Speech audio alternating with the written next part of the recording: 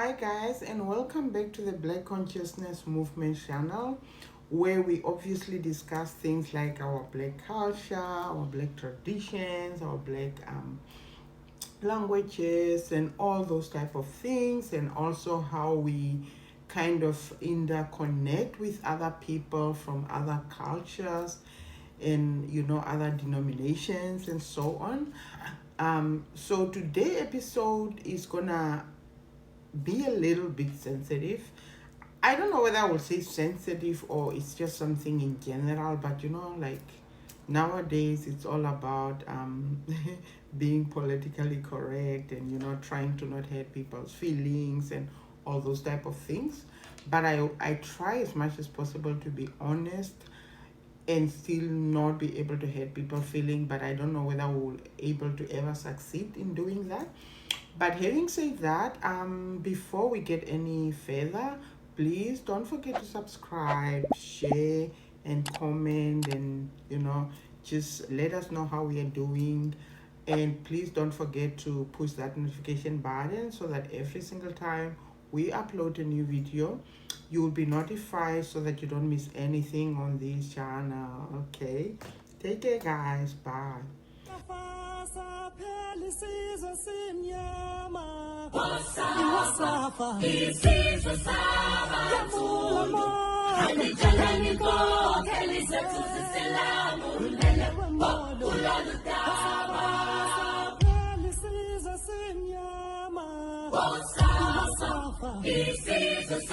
When we say black is beautiful, we are not comparing that beauty with other races. We are not saying black is beautiful more than white, black is beautiful more than brown. We are just teaching mainly that black is beautiful.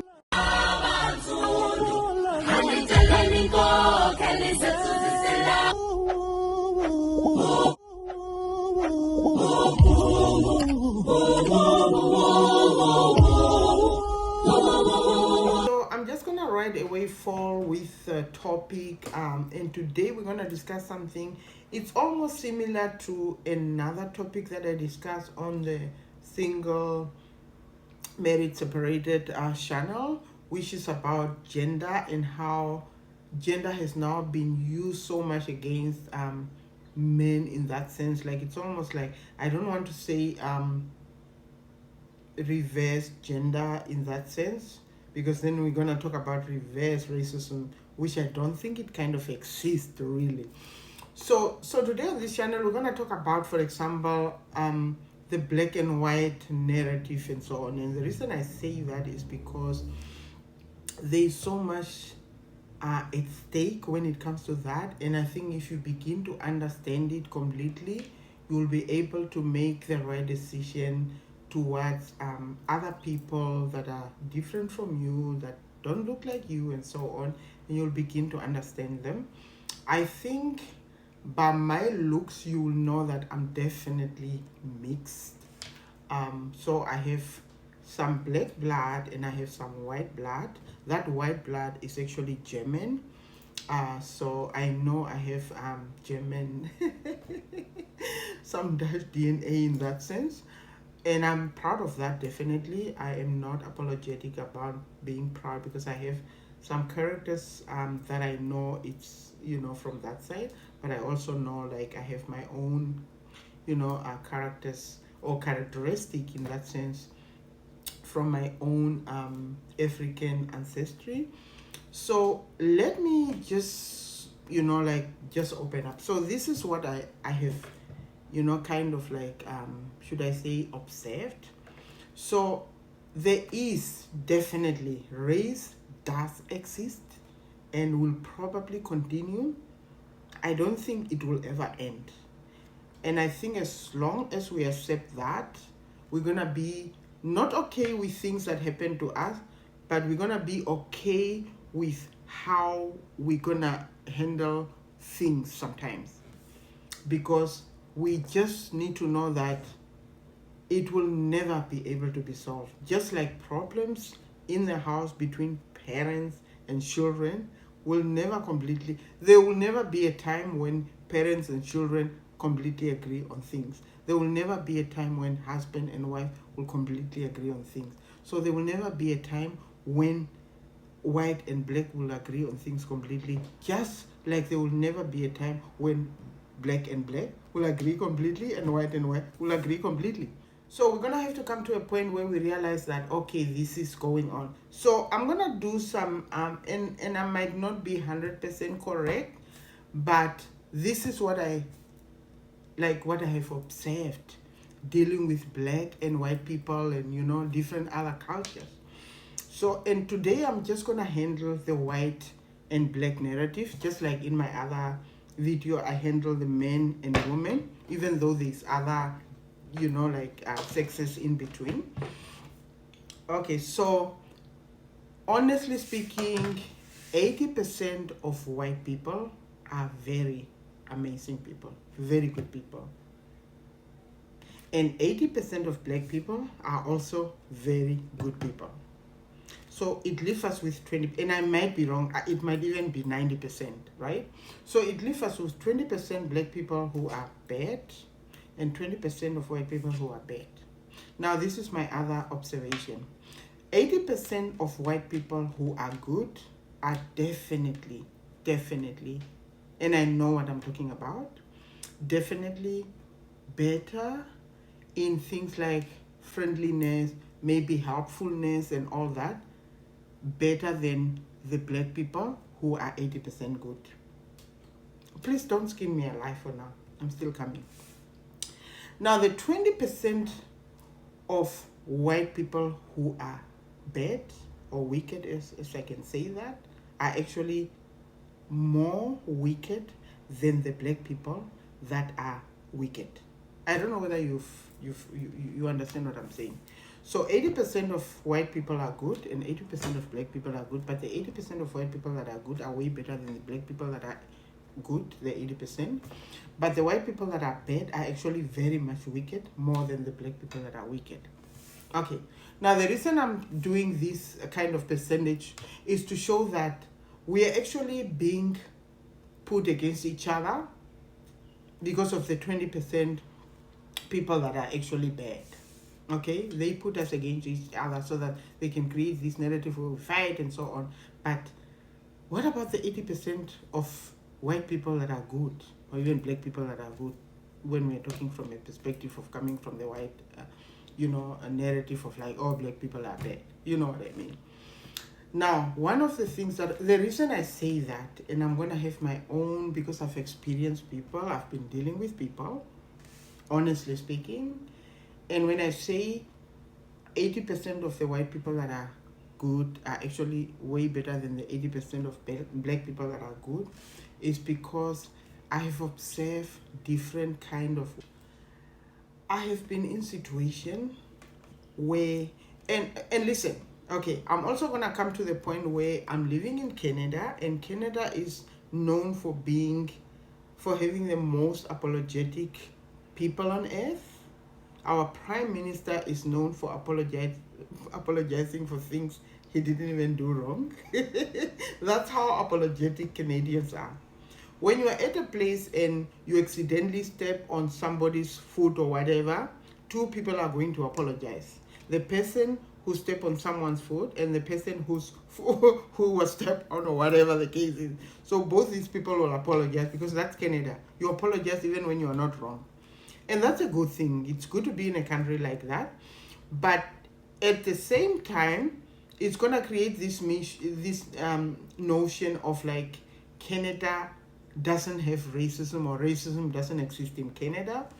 But that's actually wrong, because racism can exist in the midst of politeness or friendliness or goodness, because people can be friendly and polite to you, but they can be racist, And I'm going to come back to talking about racism, or the kind of racism that bothers black people. Because I always say that I don't care whether you call me the N-word on the streets. I'm not like, it's something I can call you a crackhead. Like, you know what I mean? Like, we can call each other names. That's not the big deal.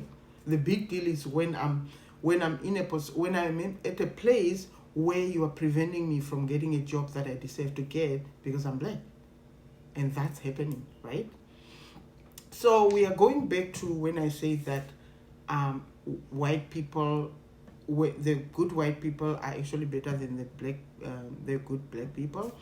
And the reason I say this is because I've been in situations where a black person can help me and a white person can help me, and I don't care about what the white inside is, because we don't walk around with x-ray to be able to know what the heart of the person is, because somebody will say, oh no, maybe they will pretend outside. If they pretend outside, it's okay then, because at least they help me. What about you who was not pretending? Why didn't you help me if you could? So I'm sorry to say this. I know that some people might be like wondering, like, oh my God, Jehovah, where are you coming from? But honestly speaking, okay, let me take another example. So my older son has a lot of sicknesses in the past, and obviously it led him to be in hospital. And I'm going to be honest. So 90% of the time when my son was treated badly in hospital, it was by black people. It was the only, I don't even know why I'm saying 90%. I would say 99%, because there was only 1% where a white, and it was a white girl, very young girl, and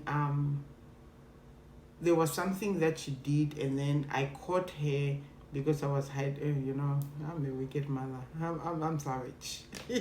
So I was hiding somewhere because my son told me that she does this and so on, and then I came out, and then I caught her doing that, and she really cried in my arms and say, I'm so sorry, your son is such a good person. I don't know why I was doing that. I think it was, I don't even know, it wasn't even a big deal of a thing. But obviously it was wrong, and I realized she was going through hell. And I'm not saying that the black people who treated my son wrongly were not going through hell. It's the attitude after you get caught. But I'm coming back to that. 99% of the time when my son was treated badly in hospital, it was black people, Jamaicans to be specific. Yeah, I'm sorry, but I know there's this notion of Jamaicans or Caribbeans hating Africans because they feel like we sold them back then and all that narrative. But obviously, yes, that makes them, in that sense, obviously, I can say that most of the times, and let me use another example. So we had many cases with police interactions, the interactions with police and so on, and most of the time 80% or 90% was white people who came to our place, and they were amazing people, and 10% of the black people that came were also amazing. So with the police, I'm 100%, and this is the thing, I'm not saying there is no police issues where black people were treated badly in Canada, because there is. I've seen it. I definitely have seen that, and I've read it and so on. I'm only talking from my own experience that with the time that I interacted with the police, I never had bad interaction with, anyone, whether white or black, in that sense. Although 90% it was. I don't know what's going on. Do I need to drink water or what? Yeah. So it goes back, and now I'm gonna go back to the example that I wanted to use, that I have cases with black and white people in this country, and I'm talking about Canada. And I'm gonna tell you that, honestly speaking, and that doesn't mean that I have not experienced maybe some disagreement with a white Canadian. No, it's not that.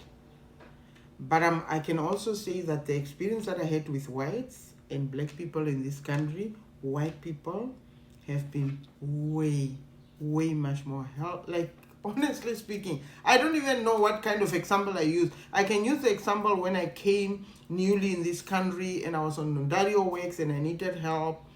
The way the whites helped me and the way the blacks helped me, the black is almost like they don't even want to help you. They don't. And I'm also going to talk about experience when it comes to like, it's crazy, but I'm telling you, and I'm talking from experience. If you have another experience, it's okay, you can comment and so on, but I'm talking from the real experience. And I'm also talking from a perspective of even other whites in other countries that I experience. Honestly speaking, when it comes to helpfulness, I remember just recently when I was coming from South Africa and I was late for my flight and blah blah blah. If you see the way, oh my lord, the whites were giving space for me, and like, yeah. So I have a very good experience with white people. Now that doesn't mean that I don't have bad experience with white people, but I have bad experience more with black people. And it has nothing to do with, oh no, it's because you are black, maybe it's your family. I'm talking about, oh my god, I don't know what's going on. I'm talking about experience like when you are in a bus, when you are somewhere at a function, all those things. Definitely. The other thing is also that I realize that when somebody is being rude, it's mistaken for being racist, especially if it's a white person. Now, if I have an experience with a black person who's rude to me, I will not in any chance be able to say they are racist, because they can be racist against me, right?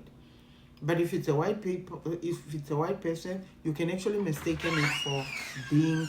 So the thing is, this is what I'm trying to say, that I'm comparing this to the gender issue where men were doing things wrongly to women, and now that women has an opportunity to rectify it, they take it out of proportion.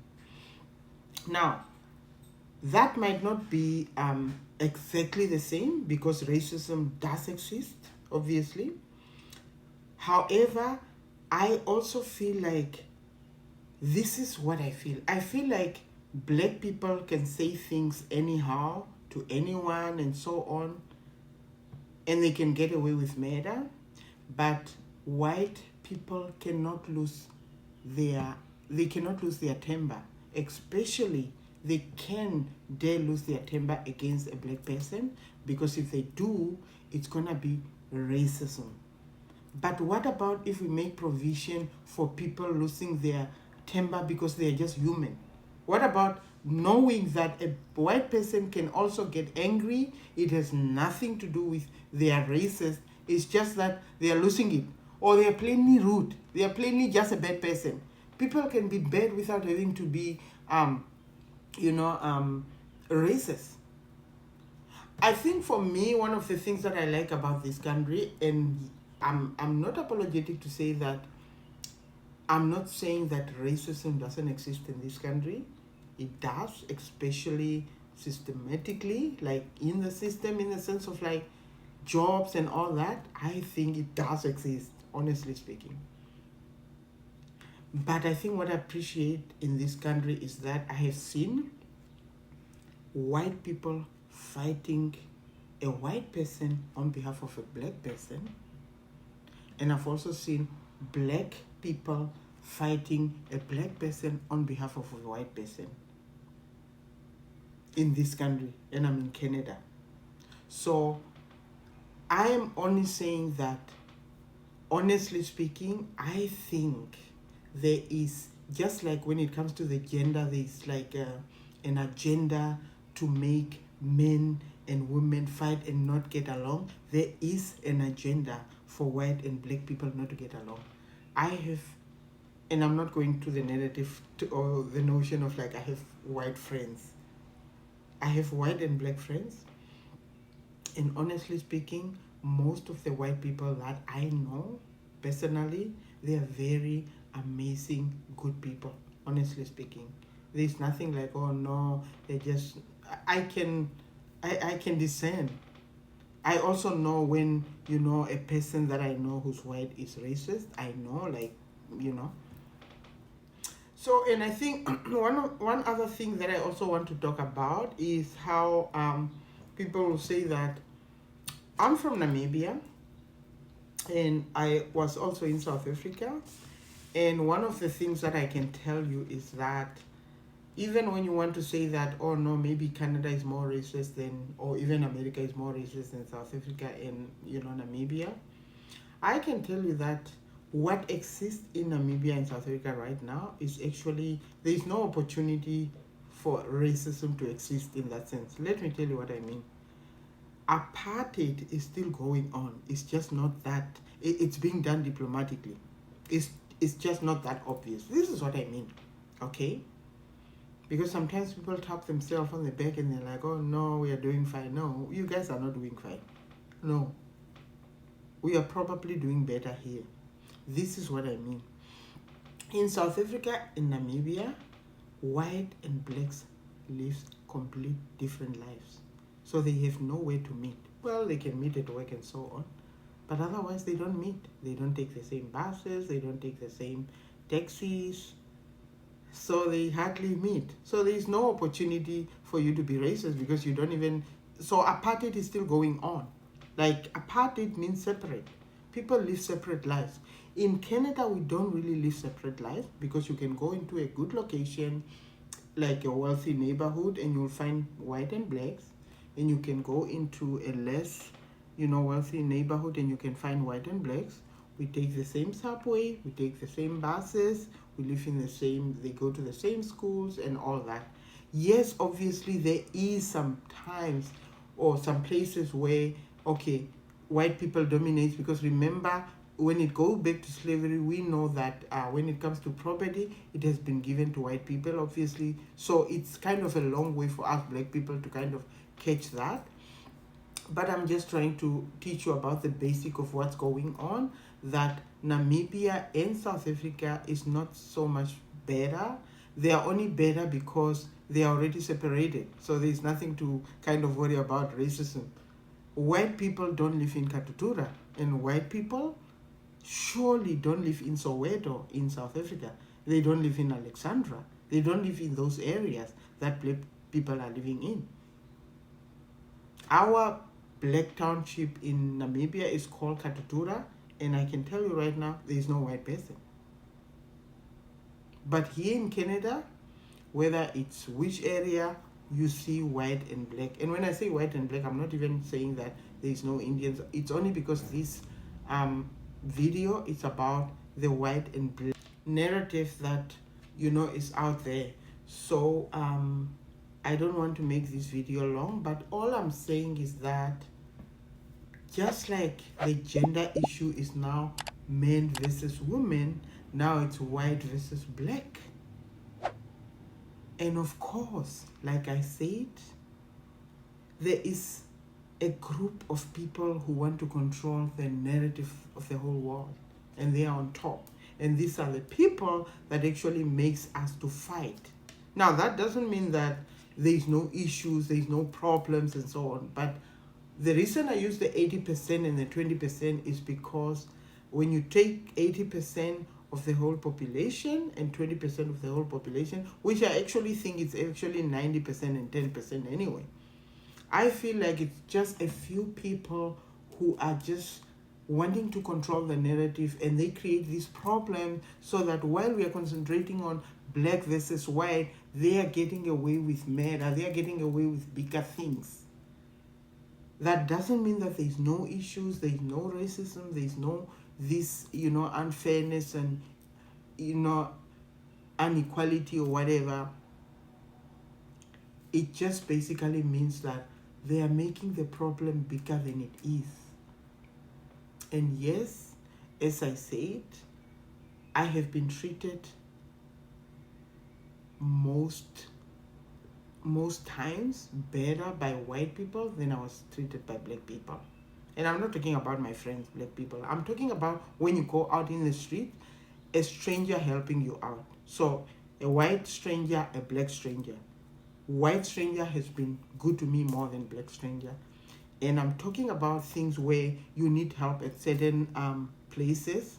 I'm sorry, but black people has a way of wanting to pressurize you and put pressure on you and just wanting to not help you. I'm sorry to say that, okay? But that's the truth. white people has been like friendly, trying to help you, being kind and so on. So that's the truth. But what I'm saying doesn't mean that racism doesn't exist. Anyway, we are coming to the end of this again, so please don't forget to subscribe, like and comment, and push that notification button so that every time Jehovah has a new video about whatever is going on, you can be notified. Okay, take care guys. From me, Jehovah. Bye.